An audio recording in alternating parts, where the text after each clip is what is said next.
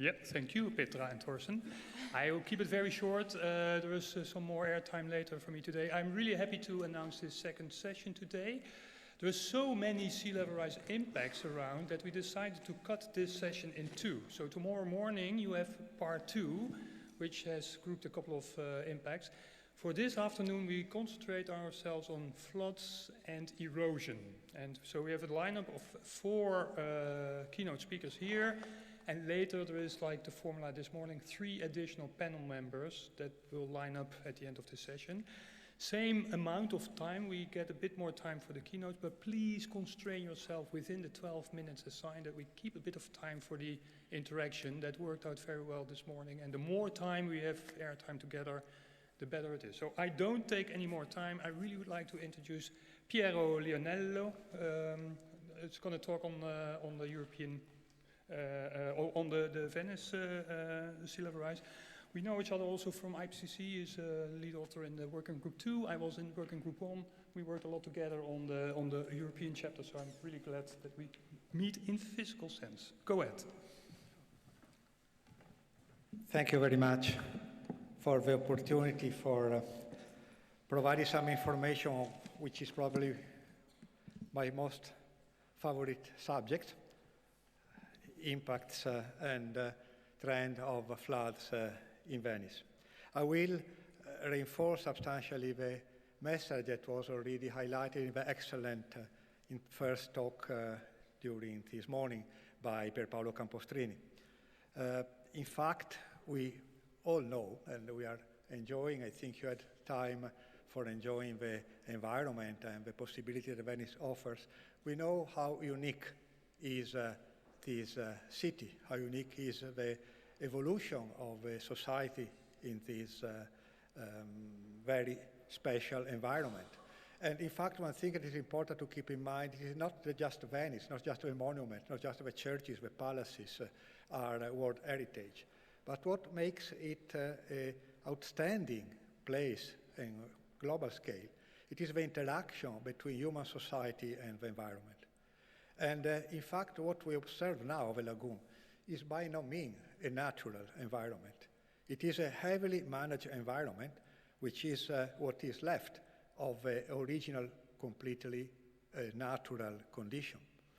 You know, the whole stretch of land from Trieste to the Apennines were covered with lagoons.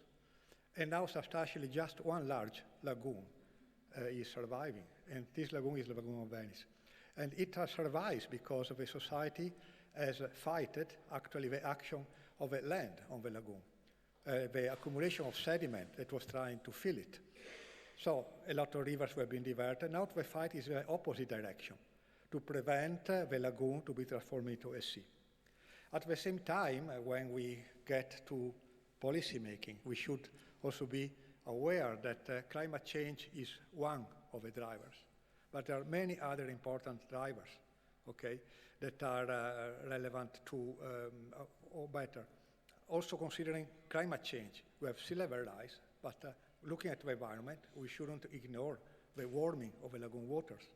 And getting out of the climate context, then we have invasive species, we have pollution, and we have other human factors which are related to the very special use that is done of the environment for many purposes, including tourism in the recent decades. So I will just put your attention on some basic facts. Okay. One fact that was already clear enough, the increase of relative sea level has been the main cause for the increase of frequency of extreme sea levels. Here you see 2 sequences of bars, in red and in blue. Reds are the actual frequency of events above a traditional threshold for the floods of Venice, the severe events leading to floods. In blue, it is what would have been that sequence without sea level rise. So you see important fluctuations, and it is important to understand them, but no net trend. So we are having an increase of the frequency of floods because of sea level rise. Sea level rise has 2 components. Here in red, we have in black, you have a total sea level rise. And in green, you have what is left after subtraction of vertical land motion. So you see that in the past, they contribute almost equally. 50% was due to mean sea level and 50% to the subsidence of a lagoon, which has both an anthropogenic component and a natural component. Another important point of this figure, it is if you compare the blue line and the red line, you see they have a very similar trend. The blue line is the mean sea level in Venice. The red line is the mean sea level in the subpolar gyre of the North Atlantic. So you see that any deviation of the North Adriatic mean sea level from the subpolar North Atlantic on the long-term perspective is negligible. Of course, you have much more variability at local scale. It is important to understand this variability because there's certainly implications for the managing of coastal defenses of the cities in general. But on the long-term trend, deviations are not an important issue. The future will be substantially different from the past because in the future, the mean sea level will be the main factor. Of course, we can't exclude that at a very local scale, some construction, some very special local processes can lead to an increased subsidence. But on a broad scale, there is no reason to think that the natural subsidence substantially caused by tectonic movements will change during this century. So in the future, what will matter, it is the mean sea level rise. And mean sea level rise can be large enough to produce the reaching of some critical thresholds already in this century. Here you have different lines which correspond to different thresholds, and increasing threshold require an increasing duration of the periods for which the lagoon would need to be disconnected to the sea to prevent the floods of the city center. You see there's also those lines, depending on scenarios and eventually including high-end scenarios, they do not differ much by the mid of this century. But differences are going to become dramatic if you continue towards the end of the century, and they will expand even further on a longer perspective. So the time at which critical threshold will be reached are uncertain, but they depend strongly on scenario. Here you have three different lines in this plot corresponding to the time at which the threshold for 2 months duration of the closure of the lagoon, of disconnection of the lagoon from the sea, 6 months and 10.5 months, most of the year, substantially almost complete disconnection from the sea will be reached. 6 months is some sense a critical level corresponding to about 75 centimeters, because after that sea level has been exceeded, the issue will be when to connect the lagoon to the sea, not when to close the barriers. And of course, 10.5 months would mean that the lagoon, if we have no new development in adaptation plans, will be transforming a coastal lake. Well, if you look to the bottom line, you see that a 2-month persistence of 2 months closure of a lagoon, okay, is almost certain for a high emission scenario, and very likely for a low emission scenario. So the message here, it is that the mitigation matters a lot in order to gain time and to have more time for developing adequate solutions. In a very optimistic perspective of substantial mitigation of climate change, you might even think of a future environment not much different from what we have now. Of course, it is not only a question of duration, it is also a question of height of events.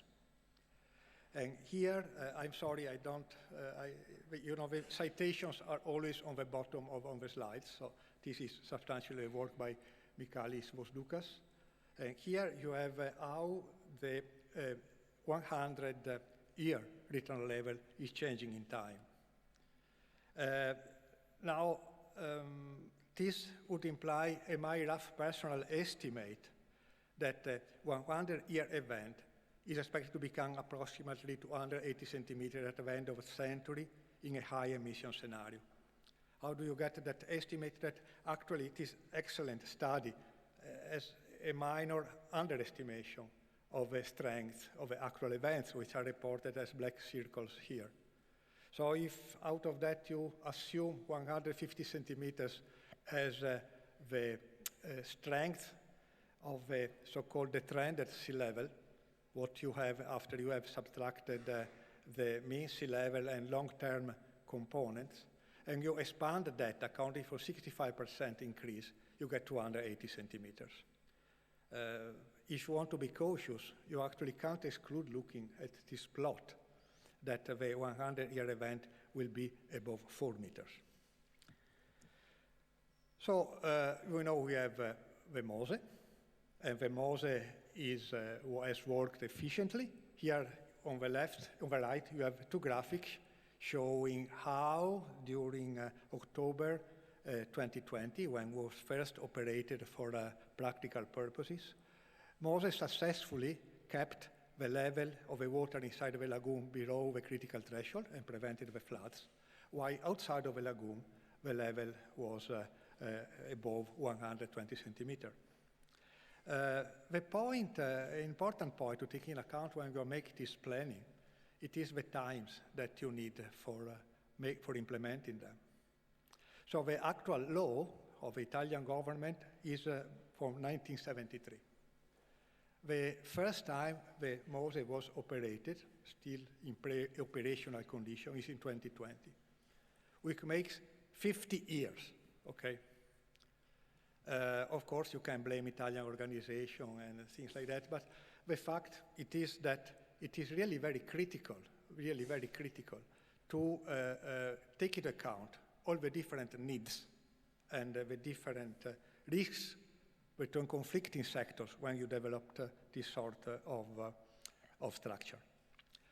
Do we know about the dynamics leading to the flood of Venice? Well, this is the traditional view.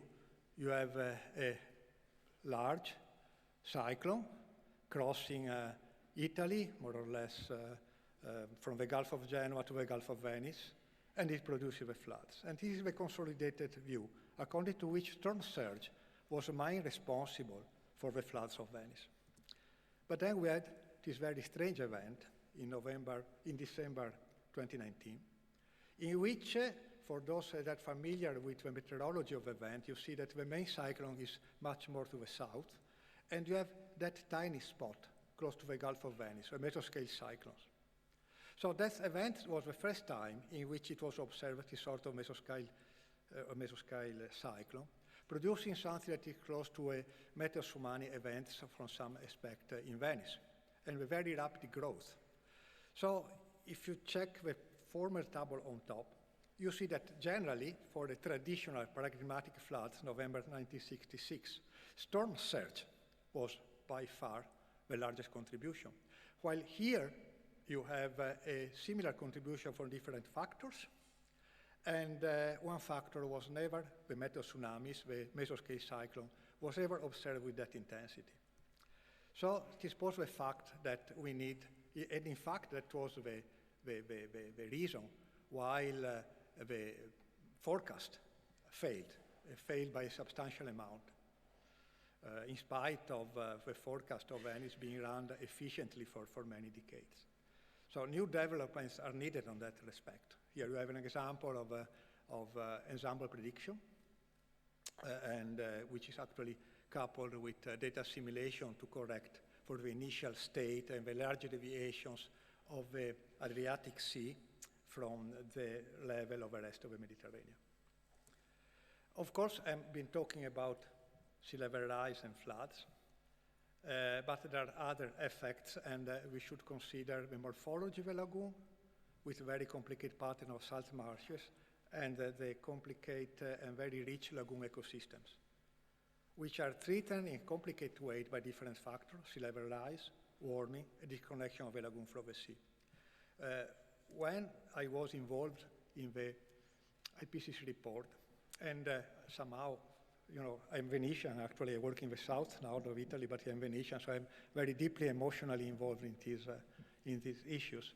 When I tried looking for effects on ecosystem and salt marshes, morphology of the lagoon, I certainly found some excellent papers. You see some list here, but really a deep understanding what will be the consequence of sea level rise, warming, and disconnection of the sea is, in my personal opinion, still in its infancy, is lacking. So, conclusion.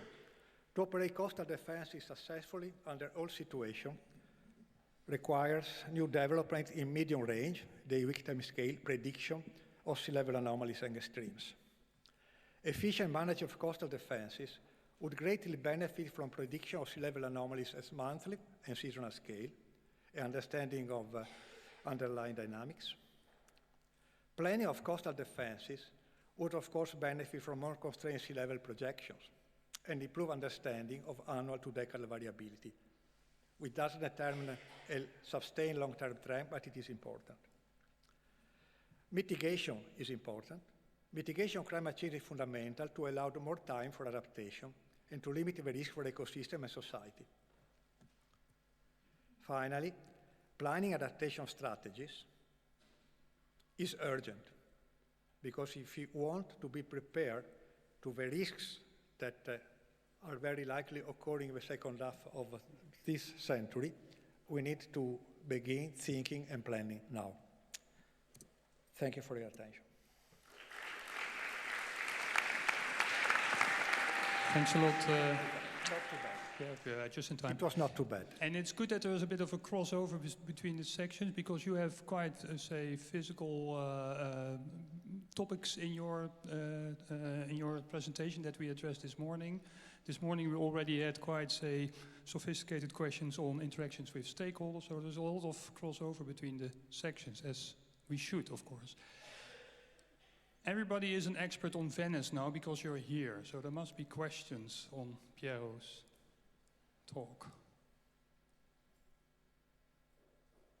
Yes, please, I'll give you the microphone. I want to focus the attention. Ciao, Piero. I want to focus the attention to the last statement. We are not thinking about adaptation at all, because as we have seen, the flood barrier can last 80 years or just 50 years. And to adapt in Venice, considering the landscape and historical constraints, is an exercise of participation that had to be initiated 1 century ago. So we are late, that's all. And of course, we have time. We have time because of the karst phenomena. There are wet and dry cycles, not only projection to the year 2100. So we can rely, as it seems, in 80-year decadal oscillation or 60-year, 20-year, and it seems that this oscillation, that are teleconnected with other oscillation, seems to reduce the observation of sea level in Venice. So we must be misled into this exercise. So the surprise will come, and will come suddenly, more than expected, because it's partially cancelled by the interdecadal oscillation from the recent study of Corilla. Thank you, Lionello. It's more like a comment rather than a question, but you have another comment on this? Yeah, regarding the last point, I think it's made clear that also I think there are evidence that it's urgent to act now, to begin act now the planning. Of course, it is important to consider variability on multiple time scale. A variability can be a substantial, natural variability, can be a substantial component to variability. But we shouldn't use this argument of the importance of natural variability to distract us from the main issue. Sea level rise is not constructed, is not adapted, will produce a substantial increase to the risks posed to this sort of environment. We shouldn't use the very important, interesting scientific issue of understanding natural variability from ignoring this problem. I mean, if it is used like that, it is misused. Well, and that natural variability can indeed hide trends, certainly those that are on a decadal timescale. The 18-year nodal cycle is a very good source of predictability of what's coming up in the next 18 years or so. So definitely put that in your early warning system, I can assure you. Yeah. Thanks a lot. I think there's other questions as well. By the way, you've all noticed I'm not Deborah Ije, who was supposed to actually lead this session today. She's from BRGM, but she just had the last minute to cancel her participation here. She is online there, and she'll be here in her spirit. We continue with my colleague Arjen Luijendijk. He's working at Deltares and an expert on coastal observation of coastal motions. Arjen, you can introduce your topic and briefly yourself. Yeah, thanks, Bart. It's good to see that the lagoon morphology is still on the agenda as important to study. I contributed since 2006 to some studies there. So there's a nice bridge, I think, to coastal erosion. I will be sharing our work on the global shoreline dynamics that we conducted over the last 4 to 5 years using satellite imaging.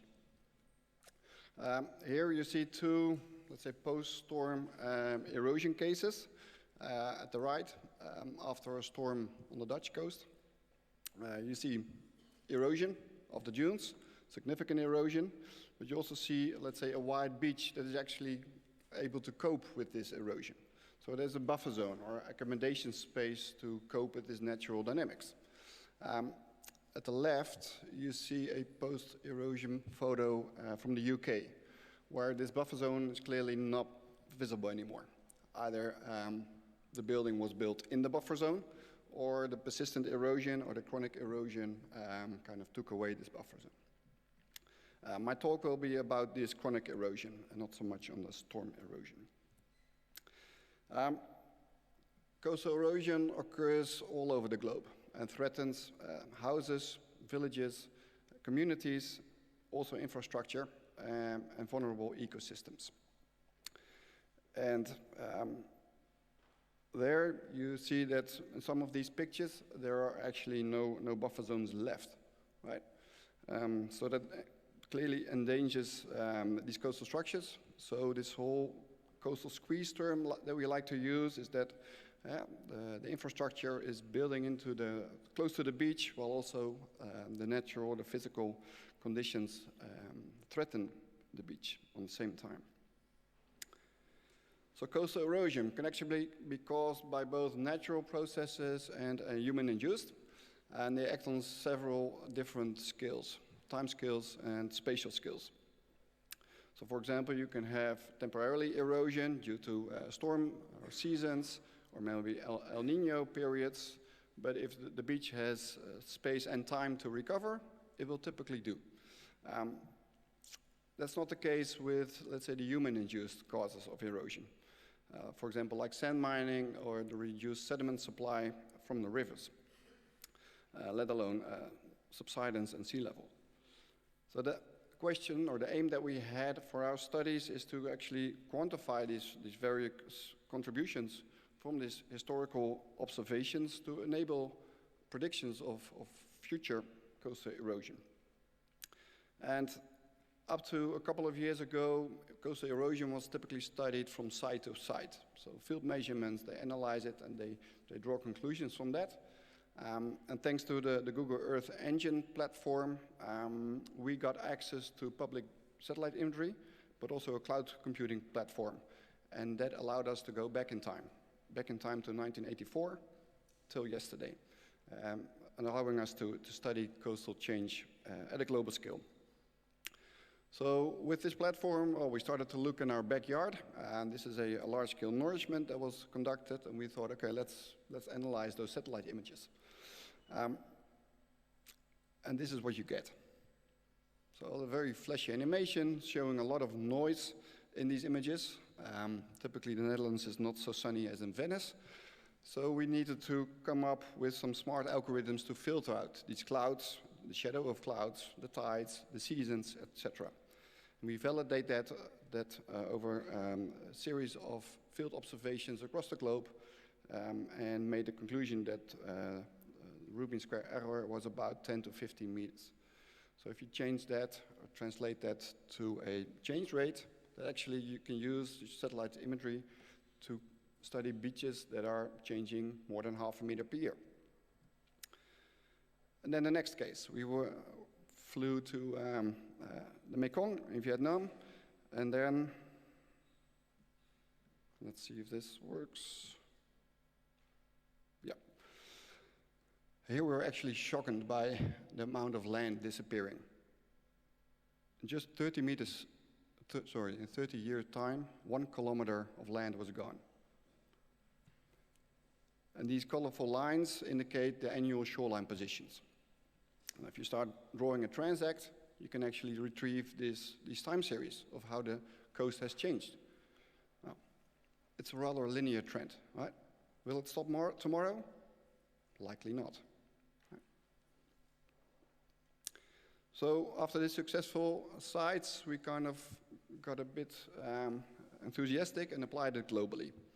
So by analyzing more than 2 million satellite images and drafted a transect system of more than 1.3 million transects, we were able to assess the global change, starting from 1984 to 2016. That revealed that about 24% of the sandy beaches are eroding, again with change rates more than 0.5 meter per year. So globally, about 70,000 kilometers of sandy beaches are eroding. In Europe, we assessed that it's about 9,000 kilometers of eroding, of chronic erosion. But that's actually not the whole picture. I come from the Netherlands, and we have erosive coasts. But if we then go and look at how that looks, we actually see these very green bars indicating that our coast is prograding. It's building out. Well, it's an erosive coast. Well, this is thanks to the annual maintenance program. So we nourish our beaches a lot because of coastal safety. And that's why we're at, let's say, number one in the list of countrywide shoreline changes. While at the other side, the Ukraine and Portugal, they have an erosive pattern at a national scale. So in fact, there are more beaches eroding, which are not per se derived from these satellite images. Well, we had this global data set, and we actually challenged ourselves just to make it public. 1.3 million transects and time series, you can never check that all. Nevertheless, we decided to share it, dare to share. So we provide this data through a portal, and actually you can zoom into any beach you like, to any city, village that you live in or are interested in. So just 10 kilometers further away in Cortolazzo, we see that some stretches of the coast are indeed eroding, 5 meters per year. If you go to Marina di Pisa, at the west coast of Italy, we see that a coastal stretch of about 20 kilometers is eroding with more than 5 meters per year. Another hotspot in the Mediterranean is the Camargue, the south of France, revealing large sections of erosion. And of course, you start thinking, okay, what are the causes of these erosions? Huh? Can we understand what's behind it? Coming back to that later. So, of course, we thought, okay, we have history in our hands, but can we also bring history to the future, like this morning already cited? And together with Michalis Voudoukas, we collaborated on making future projections of these shorelines, all the way up to 2100. So including sea level rise projections, also changes in wave climates, and that used kind of the historical trend and just kind of naively extrapolated that to 2100, let's say 80 years into the future, and added the coastal retreat due to sea level rise. So this gave us a global data set again about where the shoreline would be in 2100. But we had to make some assumptions in that exercise. And last year, together with a student, we looked at, okay, what can machine learning actually help us out here? Because this naive extrapolation is maybe not the right way to go. can we not get more information out of these historical time series? So there we are kind of spanning up and expanding the time scales or the time horizons for these future projections of shorelines. But when we go into the future, of course, you need to know how the system responds. A cliff coast will respond differently to sea level rise than a sandy beach.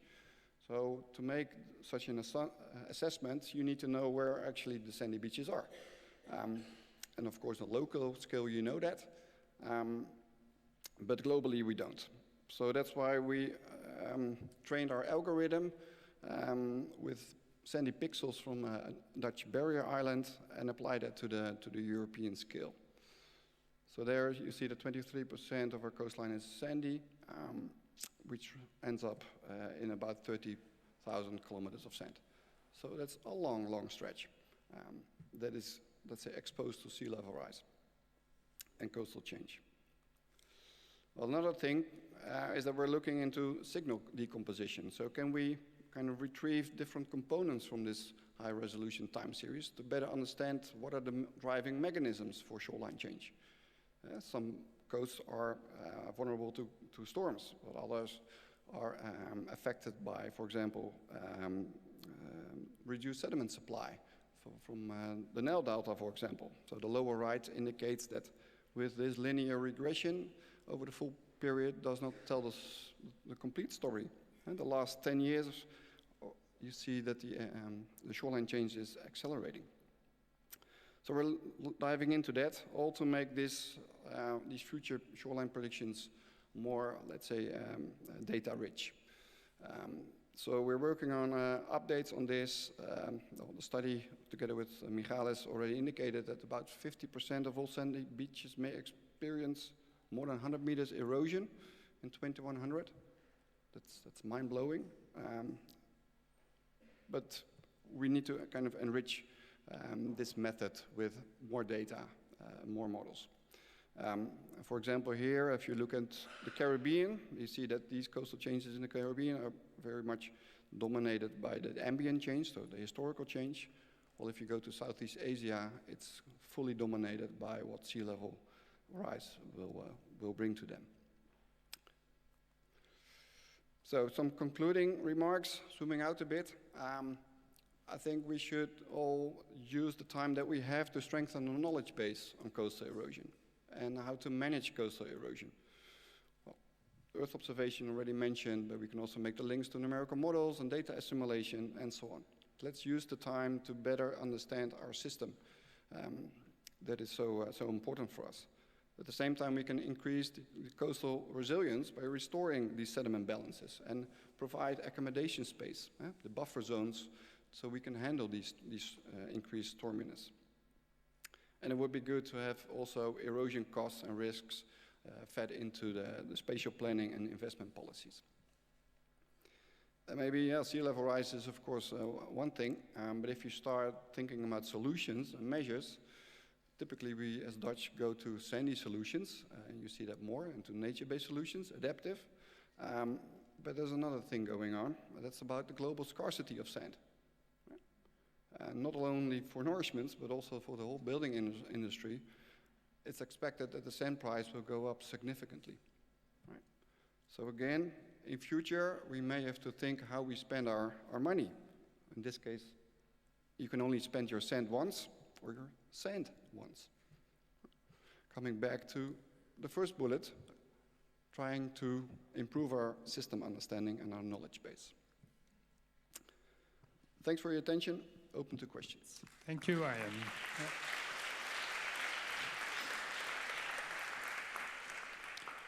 This morning there was already a question, is this high interest for erosion, as Jose showed, is that just because it's so close by and we have all these sand beach disasters, etc. But you make it quite a big topic, that it's not just something that you approach in your own neighborhood. This is something going on anywhere, right? Yes, please. If you maybe can go to the microphone behind you.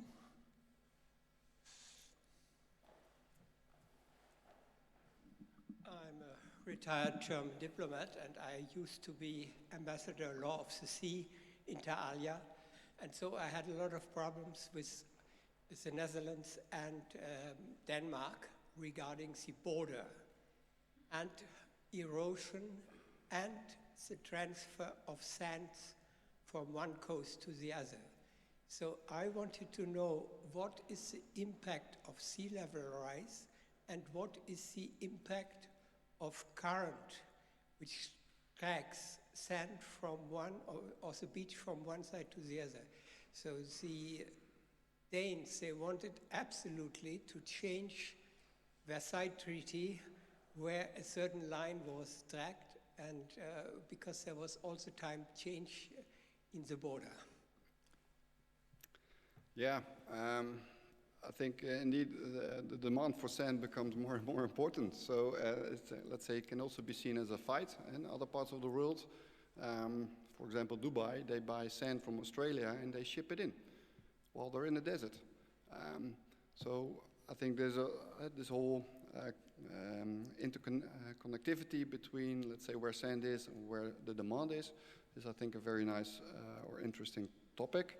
I think from the data sets that we have, we can at least make sediment balances to see where actually sand is taken and where sand is coming, or whether it's let's say zero. But could you imagine if you have contrasts in shoreline motions? Yeah. Could you attribute that to currents that are there systematically? You could, but then you need to, of course, on site specific, let's say, look at the governing conditions. But yeah, let's say having such data available allows us to make that next step into thinking. Yeah. It's also in line with what you said this morning, that lots of the erosion is actually due to currents and not sea level rise as such. But then again, the question is, what does sea level rise do with the currents? That's another topic. Yeah. Thorsten, you also have a question. I do. So I heard or saw you say 24% of the beaches, sandy beaches, are eroding, but by implication that means that 76% are not eroding, if I'm correct. And so why are they not eroding? That I wonder. And can something be learned from those great beaches? Yeah, good question. If you look at the kind of more geological scale, of course, the rivers supply the sand to the coastal system. So if we don't interfere that much with the rivers, then we actually would expect accreting coastal areas, right? That's how we also got the beaches. So that behavior, I think, is still going on. And I must admit that the longer we kind of build up this record, we can also go to the more, let's say, subtle changes in beach dynamics. We here have a clear cut on 0.5 meter per year. So that's already 50 meters erosion in 30 years. So maybe, let's say, on a slightly higher resolution, there may be more beaches eroding or not. What we also have shown in a recent study is that we can expect kind of regime shifts, that beaches are stable or slightly accreting, that due to sea level rise, that may be coming into a different regime, meaning erosive. So that's my... And the fraction of erosion is bigger than the fraction of natural beach nourishment? Yeah, good question. The accretion is by far dominated by human impacts, by ports or by land reclamations. So we're filtering that out as well, looking at the drivers of the shoreline change, but we don't have the complete picture yet. No. Okay, a great topic for our assessment report. Thanks a lot, Arjen. Yep. Yes. We move on. Alex Toimil. Yeah, sorry, give him an applause. Yeah. University of Cantabria, you're talking about projections, but you can do any kind of projections. I happened to be with you in this Coquelicot meeting last week, so I have a clue where this is about. Something with waves. Thank you, Bart. Good afternoon to everyone. I will speak about future projections of climate change driving coastal impacts. These are the topics that I will cover throughout the presentation. I will basically focus on coastal projections of flooding and erosion and the required feedbacks between the global and EU and regional and local scales. I will finish the presentation with some takeaway messages. So flooding and erosion are highly recognized as the most widespread impacts of climate change in coastal areas. Global projections indicate an increase in the magnitude and acceleration of sea level rise and more frequent extreme events. Globally, this will result in huge impacts, damages, costs, unless urgent decisions on risk reduction and adaptation are made. In this regard, future projections of coastal flooding and erosion that incorporate all the forcing variables, waves, surges, storm surges, tides, and mean sea level, can provide very useful information to support reactive responses and also long-term planning. Future projections of coastal flooding and erosion are mainly developed using top-down approaches. These approaches involve a sequence of steps in which information and uncertainty cascades from one step to the next. And this expansion of the uncertainty through the modeling chain is known as the uncertainty cascade, which basically represents choices of scenarios, climate models, regional coastal models, and coastal impact models. Through this process, we can basically identify two types of uncertainty: the intrinsic uncertainty that is inherent to the problem, such as the uncertainty in the internal variability of the climate system, and knowledge-based uncertainty, which is the bad uncertainty due to our imperfect knowledge. Both types of uncertainty, internal and intrinsic, and knowledge-based uncertainty can be sampled, but only knowledge uncertainty can be reduced and has to be reduced to advance science understanding and to provide more solid support for risk assessment and adaptation decision making. In this context, in which we need more planning instruments and in a context of high climate uncertainty, global and EU projections of flooding and erosion provide very valuable information for global policies. However, in general, working at this scale has many limitations, for example, in terms of sampling the uncertainty associated with the top-down approach, as the multiple simulations requires at global scale become very costly computationally. Besides, the scale itself also limits the type of models to be used in this kind of assessments, basically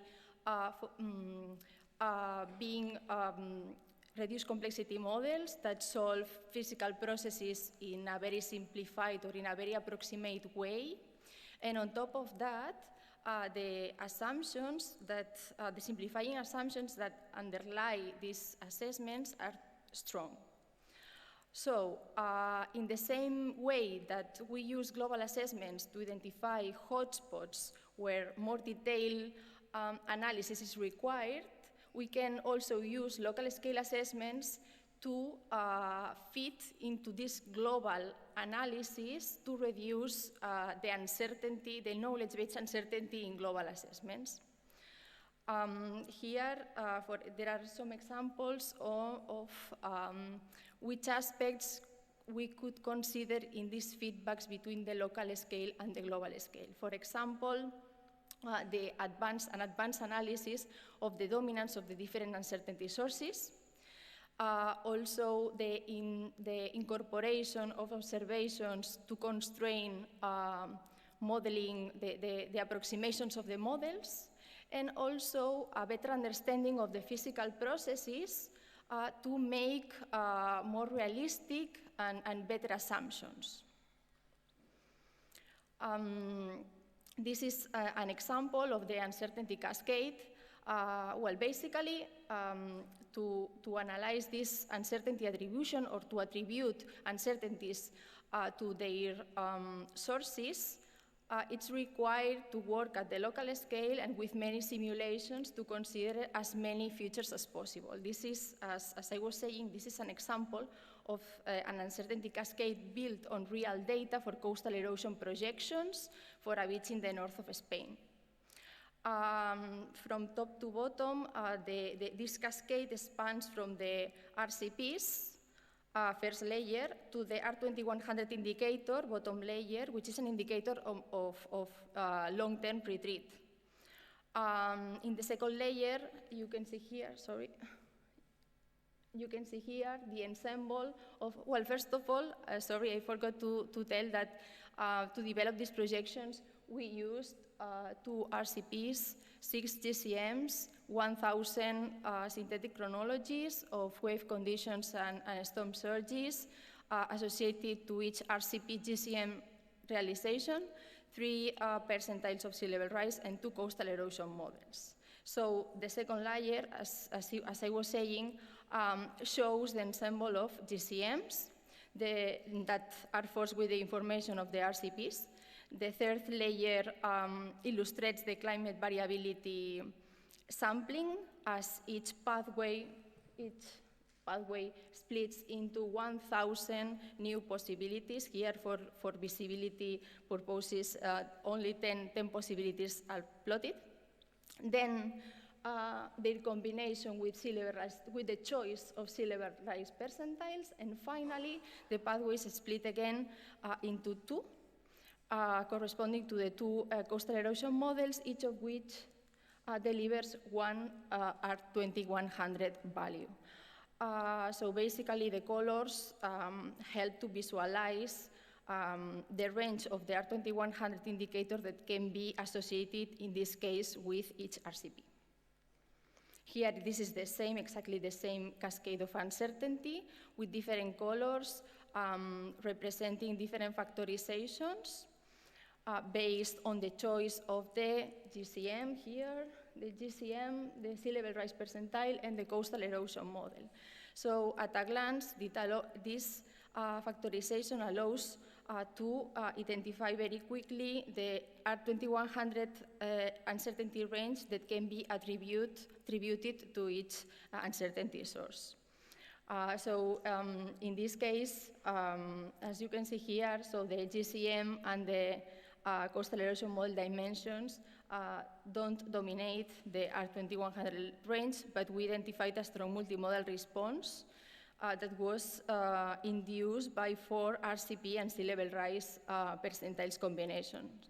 And this can be explained because we used, for this case, very extreme sea level rise projections, the projections of COP et al. 2017, and we focused on the long term. This is another example, another different example of variance partitioning analysis of the 50-year total water level projections for a beach in the south of Spain. In this case, these total water levels projections were computed considering 1 RCP, 6 RCMs, 2 setup formulations, 4 extreme value analysis methods, and 3 sea level rise percentiles. Here you can see 3 different experiments. The experiment 1 was basically based on hindcast data. Experiment 2 considered the different realizations of the RCMs for the historical period and also for the future, short and long term. And finally, the third experiment basically focused on the future periods and the RCM simulations, and we just added the sea level rise values to these 50-year total water level extremes. And this is a very simple analysis that shows that total water level is extremely, very sensitive to the setup formulation, highlighting the need for calibration when possible, and if it's not possible because we don't have data, the need for sampling uncertainty using many different setup formulations. So moving on, the second consideration or important aspect in these feedbacks between these local, regional, and global EU scales is the integration of the observations in impact modeling. Basically, models fill observational gaps in time and in space in a physically coherent way. And observations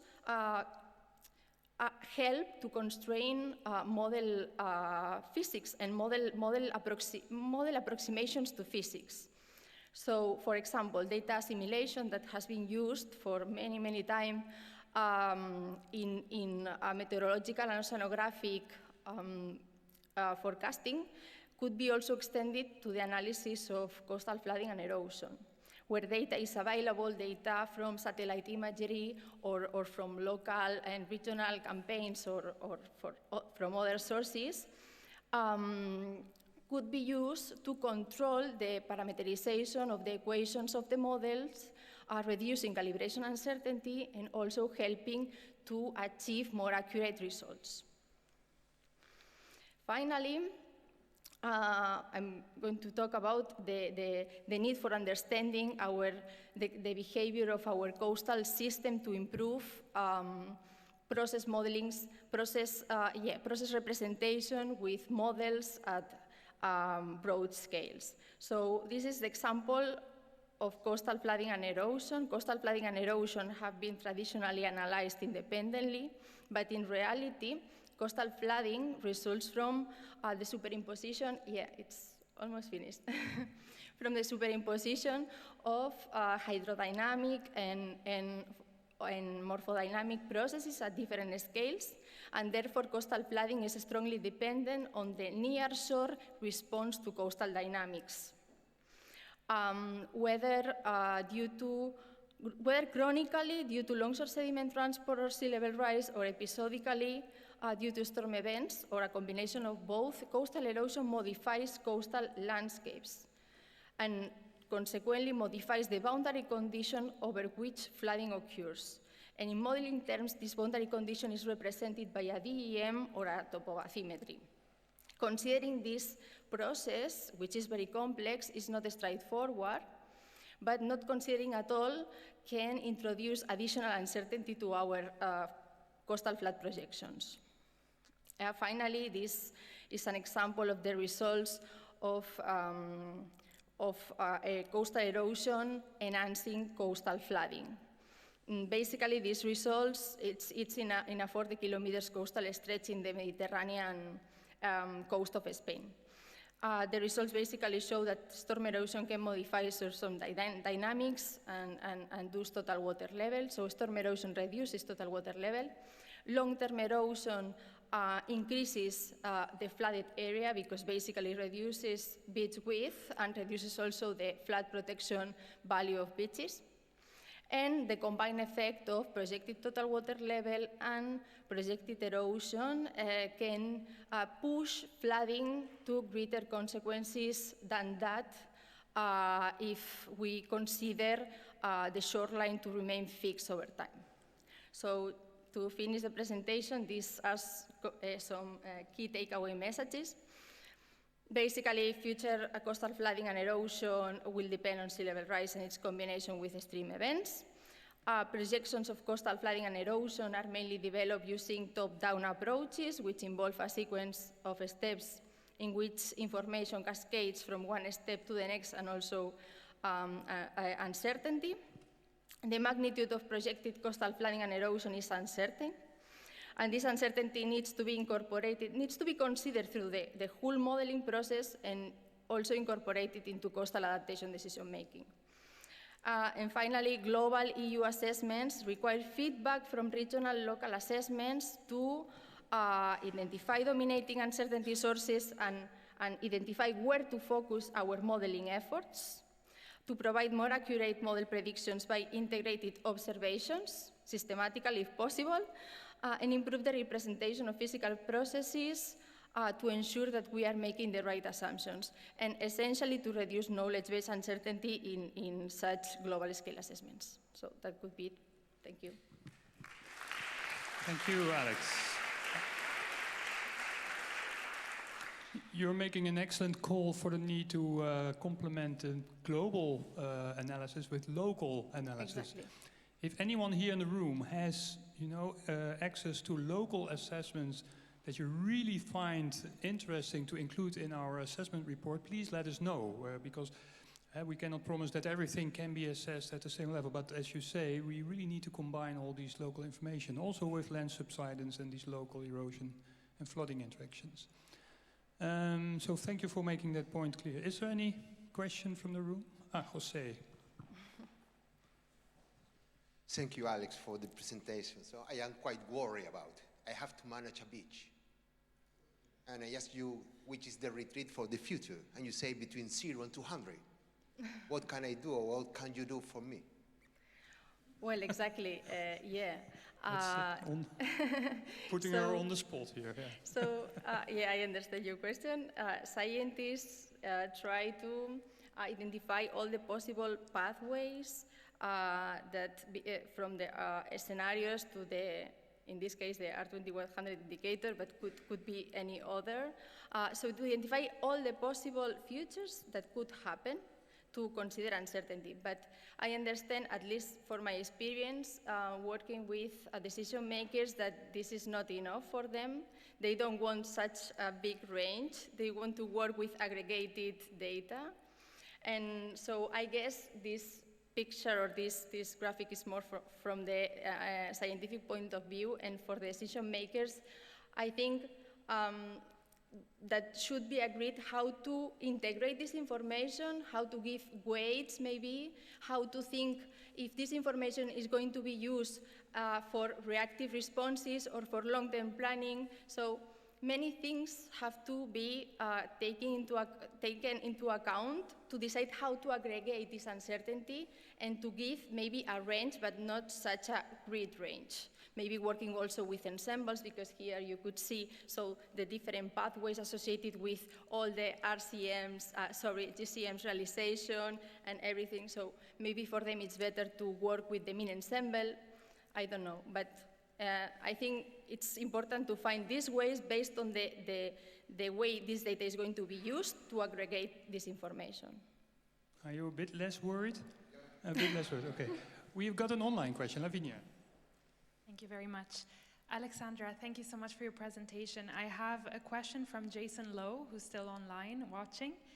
He's asking, should the priority be reducing uncertainty or better quantifying uncertainty and having a greater confidence of uncertainty ranges? How should we deal with known unknowns and unknown unknowns? Well, Jason Law, philosophy. I think there are many uncertainties to the process of modeling coastal projections, as I have mentioned. And the first thing to do, at least to my opinion, is to identify the nature of these uncertainty sources. Because there are uncertainty sources that can be reduced and others that can't. So in the case you can reduce uncertainty, you should put the efforts on how to do it, maybe with data simulation, with improved representation of physical processes, with better understanding of how the coastal system behaves. But if otherwise the nature of this uncertainty is intrinsic or cannot be reduced, we have to find the ways to, based on our computational resources, scales, and all of this, to try to sample this uncertainty as much as possible to account for the full range of possible futures associated to this uncertainty source. Maybe not necessarily reducing, but at least mapping it very explicitly. Exactly. Yeah, thank you. Is that okay? Matt, I know that you had a question, but I really would like to move forward. And you probably had the same question as, oh, you put it on the slide, or even better. Yeah. Okay, great.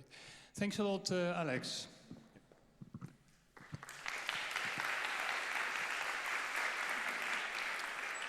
And we move to your colleague from Cantabria, Paula Camus.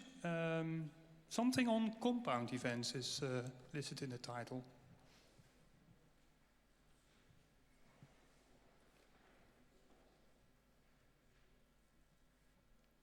Well, good afternoon. My presentation is going to be focused on compound coastal flooding. We are going to see the key elements or physical elements involved in these coastal risks, the methodologies that has been developed to evaluate it and how the climate change will affect. Compound coastal flooding is the flooding that arises in coastal areas through the combination of different drivers. It can be precipitation that generates runoff, river discharge, and from the ocean we have stone surges, tides, and waves. And when they can interact and they can exacerbate the impact, the flooding impact. We are going to see an historical event in order to understand the underlying mechanisms. The historical event occurred in Leamington.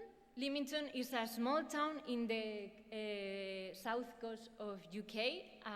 It's within an estuary, so it's influenced by sea level, by river discharge, and it has suffered many floodings along the story. One important flooding event occurred in December 1989. In that case, the flooding was due mainly to coastal sources, extreme sea levels, and waves. Here we can see, I don't know, here. The high stone surge, which coincided with high tides, but no any rain and river discharge. The damages were catastrophic, so the coastal defenses of the town were upgraded and slide cages were installed on the bridge. But 10 years later, also in December, in 1999, another coastal flooding occurred, but in this case was a compound flooding, because the storm generate not only high storm surges, coinciding again with high tides, but also a lot of rain with the corresponding peak of river discharge. So the extreme sea level was extreme enough to prevent the gates from opening, so the river discharge caused a lot of flooding upstream of defenses in all this area. So this example is interesting in order to highlight the importance of compound flooding in designing and management flooding risks. So we have seen that it's crucial to model the interaction between the drivers, and it should be done at local scale in order to consider the particular characteristics of each water set. And this modeling approach requires the combination of different numerical models, because we have to simulate it, stone surge, waves, the interaction with astronomical tide in the surge zones using oceanographic model. But we also have to use hydrological model to transfer precipitation to freshwater discharge. And those are the inputs of an hydraulic model to obtain the compound water level inundation or inundation extent. And well, really the freshwater discharge and sea level can also interact, which makes even more complex the simulation. And this is the reason why this kind of approaches has only been applied to simulate hurricanes. But there were other approaches, especially to give an overview or a regional or global characterization, and this have been done in terms of compound coastal flooding potential, which is an indirect measure of flooding impact. The idea behind this flooding potential is that we have seen that the drivers are generated by a common meteorological force, and the dependence between these drivers has been usually using different metrics, always in a bivariate way. Because usually or what is have done is analyze the dependence between time series of precipitation or river discharge and then sea level, usually only considering surge and tides. The string of those two drivers are identified, and then the dependence of this string is analyzed to obtain hot spots to obtain those sites that are likely more suffer compound flooding. And here we can see several examples at a global scale, the number of co-occurring events between river discharge and stone surge. Europe in a picture along a European coastline using correlation coefficients. Another way to estimate this flooding potential is in terms of the effect in the return period. For example, for a certain magnitude of the river discharge and sea level that correspond individually to a certain return period, maybe the 50-year return period, if we consider the dependence between these drivers, usually this return period decreases, which means that we have higher probability that compound flooding occur. And this is what we can see on the right, where it has been estimated the joint return period between precipitation and sea level. The lower the return period, the more important the compound flooding dimension. In most of these regional and global studies, the sea level the part of it haven't considered the contribution of waves to sea level. And this is something that has been analyzed, the dependence between stone surge and wave, and it has been seen that is significant in Europe. Other approaches that has been developed recently, they are more sophisticated. This is one of these global approaches, in which they have used a global river routing model, which has been forced by an ensemble of a global hydrological model and bounded downstream by a global surge and tide, in order to obtain flood levels at the river mouth of deltas at a global scale. And with this information, they have identified sites where the compound is dominant. You can see it represented in orange. And then also, which is the effect of considering the tides and the stone surge in the river flow in terms of a magnitude. And this magnitude reached around 1 meter in Europe. And how climate change will affect? Of course, the sea level rise is going to increase the flooding, the frequency of the flooding. But in the outer part of the close to the sea, but there are more drivers in this flooding, in the compound flooding. It's expected that we are warmer temperatures that is going to,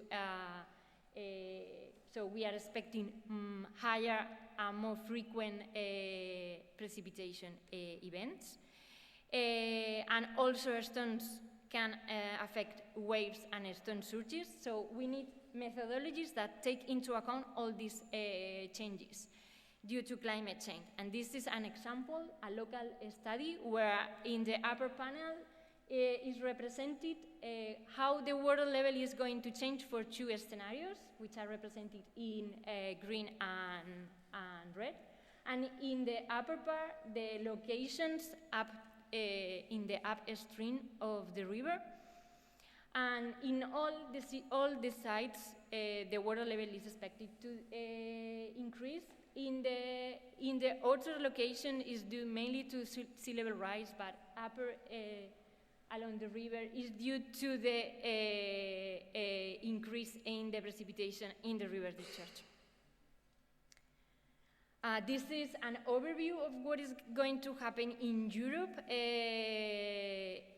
in terms of the return period between precipitation and sea level. This is the same study that we have done, that we have seen before, and the return period is expected to decrease, which means especially in the north of Europe, which means that the probability of a compound flooding is going to increase. For finishing, I would like to analyze another key element in this flooding, in this compound flooding risks, and is the databases. How important to have databases on flooding impacts. To have social and economical information in order to improve the methodologies. This is an example that cover different areas, the Mediterranean, the UK, and even Europe. But in order to generate these databases, the contribution from the stakeholders is essential because most of this information is the public administration and the insurance, the ones that usually have this information, maybe in terms of post-event questionnaires or damage refund requests or internal reports. And thank you very much for your attention. Paula.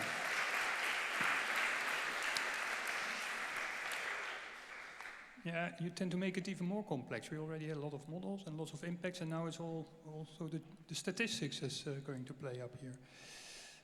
Any questions from the room? Yes, please. Can you move to the microphone, please? Thank you, Paula, for the interesting presentation. You showed the impacts of the meteorological forcing, surge waves, but I was just wondering whether in this compound flooding, the impact of the groundwater are included, and what is the impact of the groundwater ice, for example, for all these studies? I don't have enough knowledge to answer that questions because all that you have seen is done from a review of the state of the art, and at least what I know, I don't know any study. I will focus the review in Europe.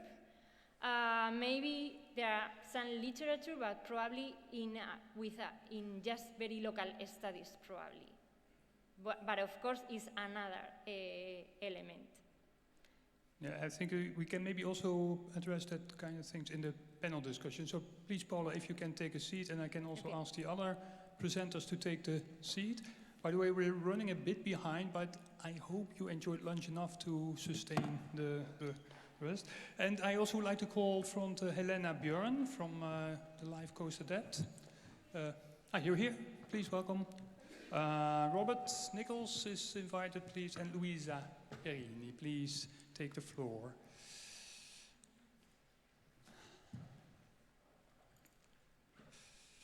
It doesn't matter where you're going to sit, but I'll just reserve this sort of spot here. That's for me, if you go somewhere in the middle.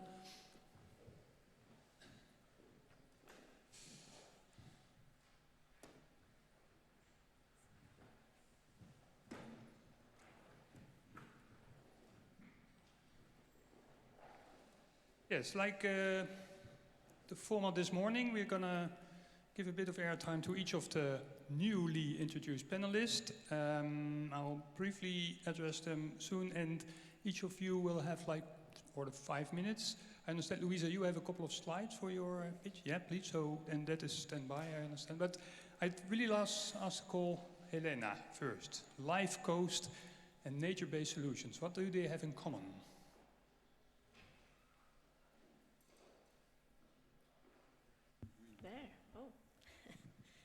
Hello everybody, thank you very much for inviting me. I'm Helena Björn. I used to be a researcher, but since 16 years I'm working in Lomma municipality as an environmental strategist. Lomma in Sweden, right? Yes, and Lomma is in Sweden, and it's just in the south of Sweden, and I've noticed on some of the slides that we're actually spot on marked, often green, but still marked on the maps. And Lomma is situated by Öresund, which is a very narrow strait between Sweden and Denmark. This is a special body of water, and it's very quick fluctuations, and there are two currents, one north and one south, and the water from the Baltic is getting out and the water from the north is getting in.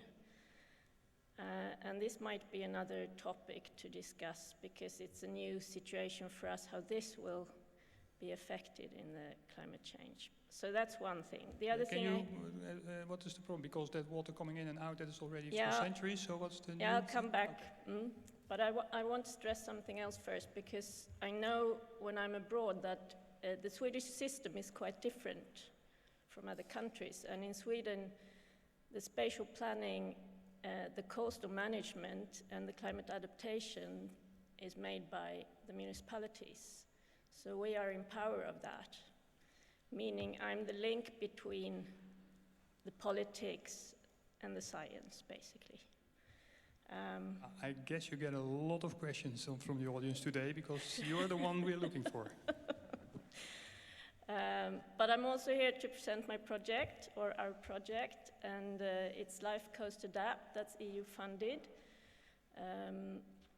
It's within the LIFE program, and we work together with other municipalities in the region, but also other regional actors, and the county administrative board, which is basically state level then. So we are trying out nature-based solutions, quite small scale, testing this and monitoring it. And we work also closely to Lund University with monitoring then. So the aim of the project is really to make new policy in Sweden for how to adapt on the coast, where and when, and using what kind of methods. So this, for me, this is a very interesting project actually, because we'll get a lot of outcome. And during the next year, we'll have most of the monitoring process. And we already stress tested some of the measures actually, so. Can you describe a bit the nature base and the solution that you are talking? Yes. So Loma is affected by all the problems we've talked about today, but I'm focusing on the coast now. So we have wetlands, coastal wetlands, to reduce flooding risk, basically, but we also use sand nourishment, beach nourishment, quite small scale, to measure that because of this strait that is a new sort of, I mean, it affects differently than in other places. So you have this quite rapid changes of water volume, and we don't really know how this will change in the future with climate change. And within this question is also the matter of sand and the lack of sand, like Arjen was talking about. And this is actually a very important question for the future, I think. What beaches can we save and which beaches do we have to abandon, because we can't save them all probably. So, but if Arjen is talking about sandy coast, you say my sandy coast is quite different from other sandy coasts because of these currents. Is that the point? I think it's a new, no, it's both, but we don't know how it will change. And we, of course, we use all the data, but we still lack data on how this sound will be affected and the weather-dependent fluctuations that will have extreme weather events in a different way in the future, and how will this affect the sand volumes or the sand distributions. I think that's... Maybe you can already prepare for your 10-second pitch at the end, a call for the community. What would you like us to provide, or what is it that you would like to interact, yeah? But yes. Maybe we'll come to that in the discussion. But you've made your point that we have quite different types of problems, but also different types of solutions. Robert, you're also quite a bit of an experienced, say, flood management interface interaction. What's your take on Yeah, the UK position, yeah, I'm not sure about that because that's such a wide thing. What is your, what would be your priority in that science policy interaction thing? Well, if I chip in, I've actually got 3 points for the hub, if you like, which I've thought of here. So, I'm Robert Nicholls, so I've got a sort of long-term interest in sea level rise risks and adaptation, currently based at the University of East Anglia in the UK. And I say I've got 3 sort of thoughts that I think feed directly to the hub. We've heard a lot about erosion and flooding being linked, and clearly they are, but I think erosion enhances flooding. Flooding does not enhance erosion, and so it's a one-way linkage, and I don't think we understand it terribly well. You know, we understand it in particular places, but there are lots of indirect effects, and maybe that's something that could be explored as further work. I think understanding that linkage and the kind of work described, maybe that can be a tool to explore those kinds of linkages. Secondly, we heard that stakeholders are much more interested in erosion than you expected. Very strongly that came through. But I think we also heard that flooding is by far the biggest impact. So there's a tightrope there of not getting too caught up with erosion. And I think that in many ways, maybe we're doing too good a job of managing flooding. Because the potential floods exist, but who remembers the 2013 event in the North Sea? I don't think many people do, but that was actually worse in a water level sense than 1953. But we were much better prepared for it. We had much better defenses. We had flood warnings, as described in Venice, in place. We had much better disaster preparedness. So we've almost forgot that. Nelson Mandela died that day, and the news was following the flood in the UK. Suddenly Nelson Mandela died, no more flood, because nothing was happening. So I think, how does the hub communicate this? And possibly, I mean, I didn't get in specific, a box that compared 53 and 2013 could be rather instructive. These events are happening. Don't get complacent, which is what happens when you manage events very well. Yep. And the last thing I'd think about is residual risk. We've heard quite a lot about expected annual damages, which kind of focuses on the sort of what we lose in a typical year. But what happens in an event like Katrina or Cynthia when you actually experience a flood?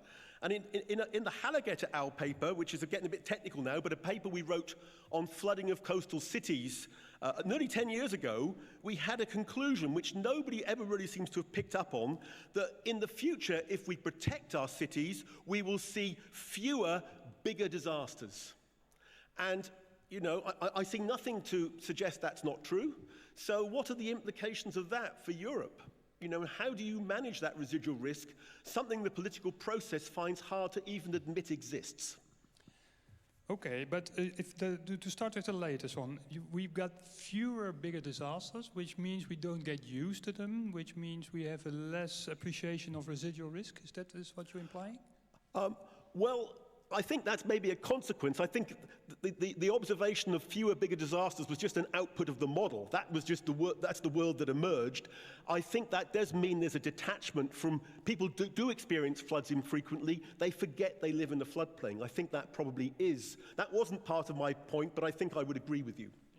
And then the first one, you say erosion is promoting floods, but floods are not causing erosion. My picture of an erosion event is that there is a big flood coming and stripping away a lot of sand. So what's that disconnection I make? Well, I suppose when I define a flood, I guess I'm talking about the water on the land where it's not normally. I'm not talking about the event in the sea, which is the storm, if you like. So I think the flood to me is quite explicitly the additional area flooded.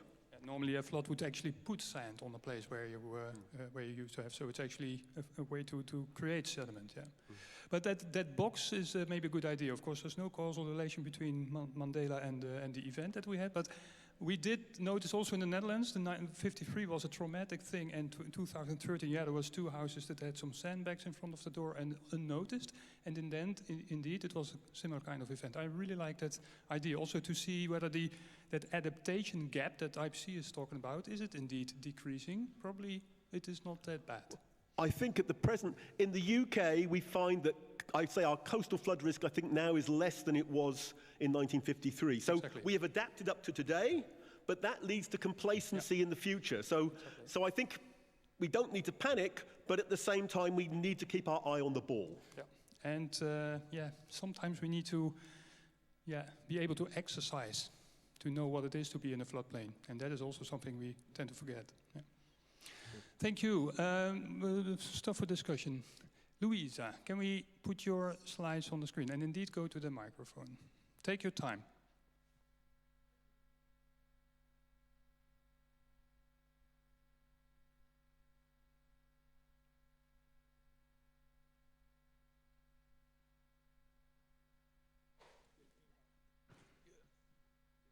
Okay. Sorry, I was pushing the upper one. So thank you very much to let me use some slides to help me in the talk. I'm Luisa Perini. I'm a representative of a regional government. I'm employed at the Environmental Department of Emilia Romagna region in Italy. And I'm responsible for the coast and marine information system and for the developing of knowledge about coastal risk, even supporting civil protection agency in the alert due to sea storms. And I also deal with the maritime special planning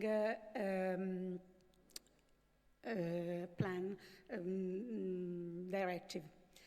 So I'm here because I was involved in the coastal and adaptation strategy to climate change in Emilia-Romagna that aimed to reduce impacts due to climate change and in particular to sea level rise. And it's based on some pivotal elements that are to integrate and share approach for coastal management. Indeed, we have started a participatory process that will be ended at the end of November. It's a strategy knowledge-based. Indeed, we have updated the knowledge framework, also thanks to the involvement of the research and a regional agency operating on monitoring and coastal protection. With them, we have reclassified all more critical zone for Emilia-Romagna region. The strategy also aimed to reduce human pressure on the coast and to adopt soft solution to mitigate risks.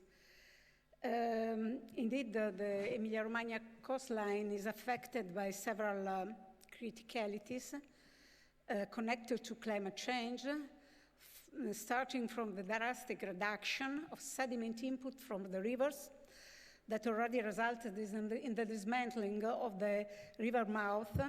As you can see in the picture, in the photos on the left, you can see the Reno River mouth that is located southern the modern Po Delta, that retreated around 60 meters from the 1943. But we observed that this trend is going on since the last of Little Ice Age that was dated around 150 years before present. We have large areas below mean sea level in the coastal plain that can increase, can extend in the future due to the combined effects of subsidence and sea level rise. We have calculated using the scenarios with reference to the data reported in the report AR5 of IPCC. We have considered that the increase of low-lying areas can reach around 25% by the 2100 with respect to the present.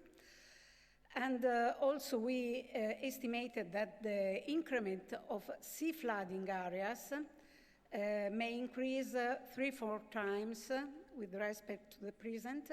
If we consider the recurrence of the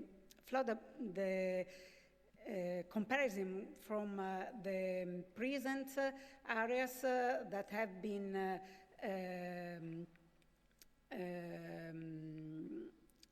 mapped, considering the floodable areas for events with scenarios around 100 years return period.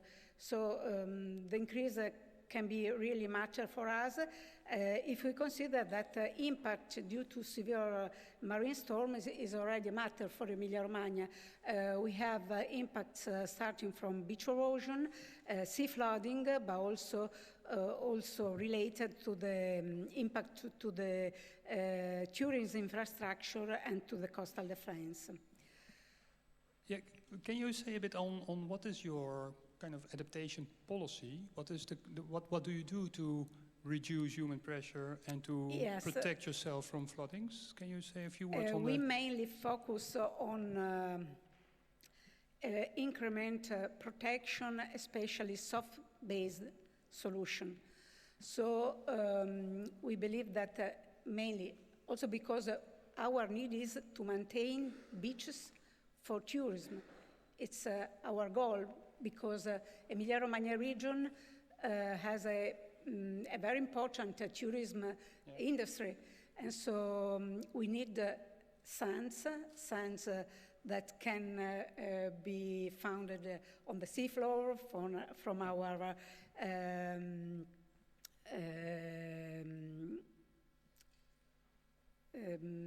sandy resources that are ancient paleo beaches that we founded offshore the Emilia-Romagna. And it's the only solution up to now, and it's really a matter for us because we have to improve our protection strategy in order to assure the maintenance of the beach every time we reconstruct them through big nourishment project. Yeah. I think you're a good company here, that there's many areas similar to yours that have a challenge to really get themselves protected from the sand, from the pressure on the coast. So definitely. Please take your seat on the table. We'll thank you for the extra information. Questions? Oh yeah, maybe a small round of applause for the pitches. Thank you. Thank you, Petra.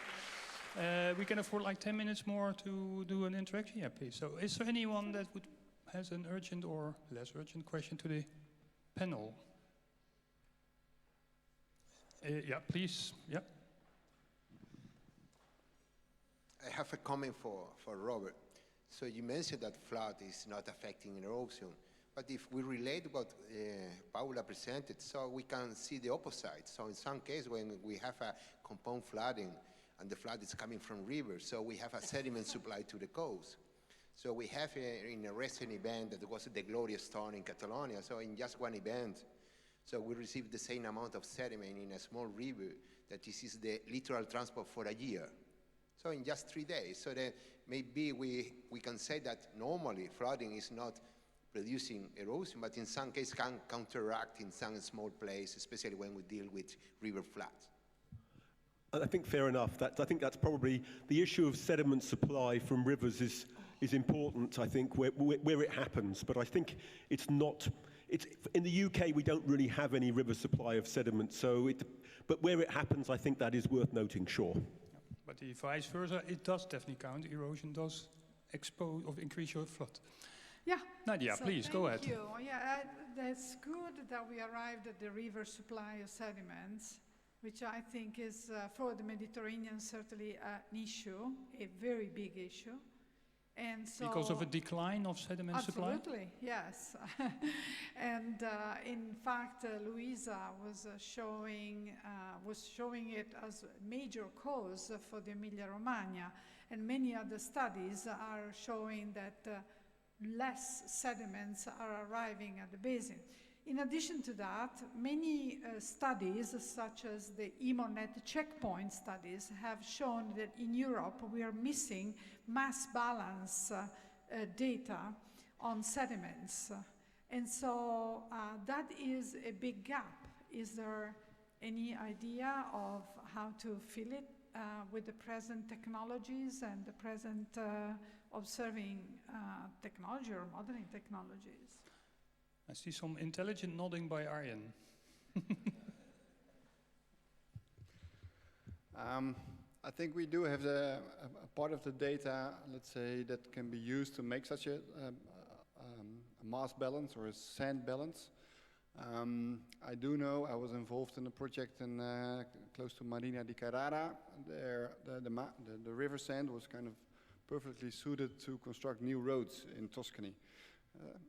That's what's needed for the tourists. So that kind of created the whole downdrift erosion of many, many years, up to 50 or 60 years, causing erosion at the coast. So we'll not find that sand back. And I think looking at the beaches itself and let's say the surface area of the sand, that's one thing, but you also want to kind of go a bit deeper to look at underwater, and that's presently also more and more possible to look at bathymetry underwater from space. So I do think that in the next years or so we can definitely make a step on that. And what is to say the monitoring methodology? Is it just what kind of method do you use to make a proper sand budget?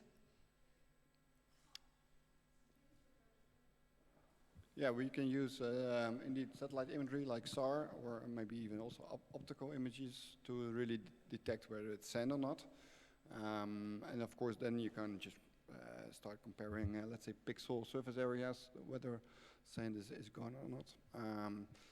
That's definitely something that is feasible. Nowadays, we have a lot of high-resolution satellite imagery to kind of extract this information, but of course we're very much interested in how it was 30 years ago. And there the amount of images are less available for. But if we do start monitoring now, then in the next 5 or 10 years we can create a very nice data set on that. Yeah. Robert, you got a sand monitor? Well, just thinking and also there is quite a lot of historical data. I'm thinking of Catalonia. I've worked with Jose, and he's in his question, but there they have information going back before satellites on how much how much reduction of sand supply there's been. So again, so you can probably, maybe it gets more fragmentary, but you can go back further in time, and I would recommend you do that as much as you can as well. Does that play in the Swedish catchment as well? That you have a lack of knowledge on where the sand goes or where it comes from?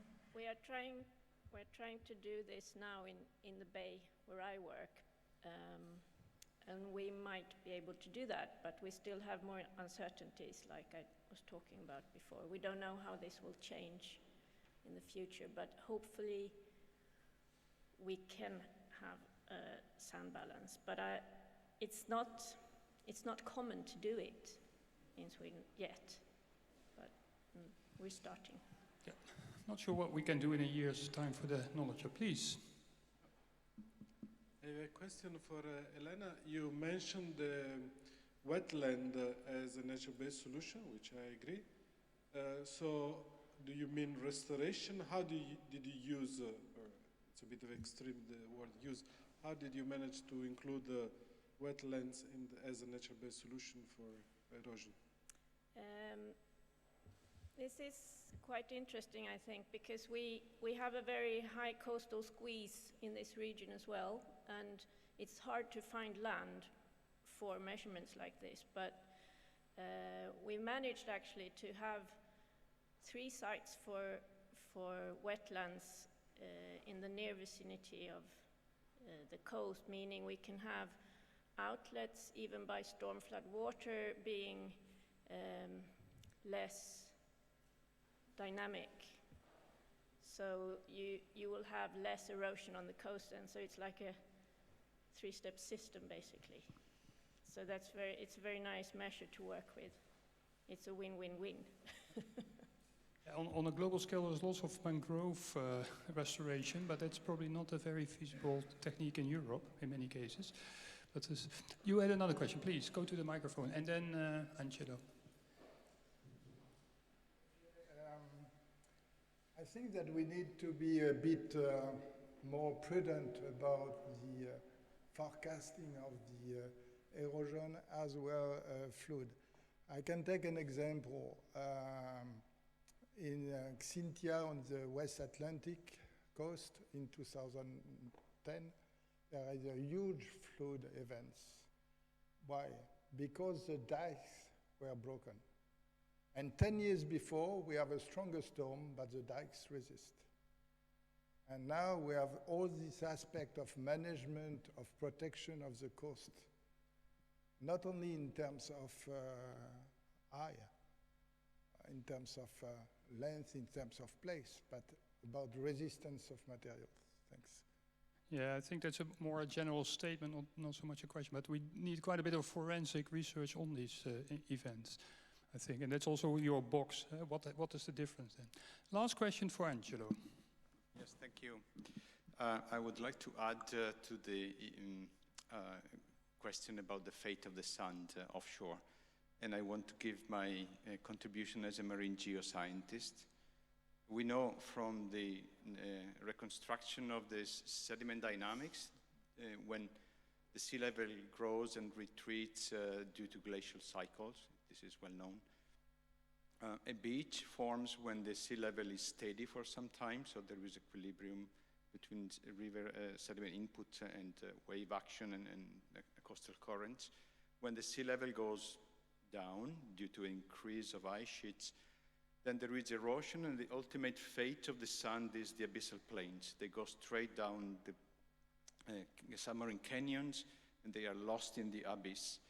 During sea level rise, so take it in quotes, during the flooding, the natural flooding like the one it happens, you have erosion of the coast because you break the equilibrium, but the sand doesn't go to the abyss. It stays, it's redistributed in sandbars on the shelf. So the good news is the sand doesn't go far.